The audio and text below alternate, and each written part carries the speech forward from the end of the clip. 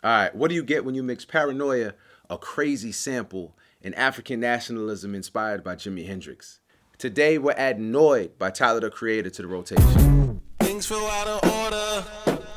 Look around, I'm not sure.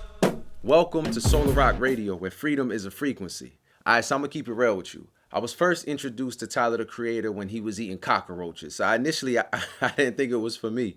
But in the however many years since, he has continued to expand the boundaries of genre and style. Simply put, Chromakopia is the best album I've heard in a long time. It was released in October 2024 and represents evolution and introspection.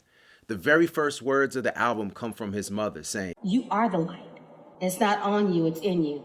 Don't you ever in your motherfucking life dim your light for nobody." It's something he struggles to find balance with throughout the album. He's nice. He knows he's nice, but goes back and forth on whether he's as nice as he thinks he is. So on the one hand, he'll say things like, "I ain't never had a doubt inside me. If I ever told you that I did, I'm lying." While on the other hand, he'll say things like, "I just need some time for myself to figure me out. Do I keep the light on or do I gracefully bow out?" It is a hell of a way to start an album. I mean, it feels epic. It feels like Kanye in the My Dark Twisted Fantasy era. A truth of Soular Rock is that solar power generates from within. That's what Tyler's mama's trying to tell him, but until you feel it, you're not going to know it. The challenge of finding this balance between self-assuredness and self-doubt is exacerbated by the cost of fame, which comes through in Noid, where his paranoia is on full display. But the first thing to catch my ear was the fuzzed out intro and that sample.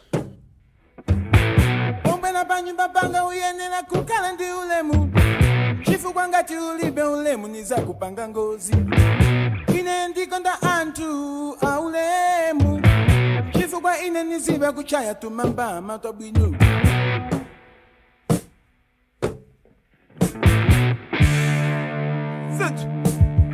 The sample comes from the Ngozi family, led by Paul Ngozi, who was a pioneer of Zamrock. Yo, what's Zamrock? Okay, so look. The African nation of Zambia got its independence from Britain on October 24th, 1964. Hold up.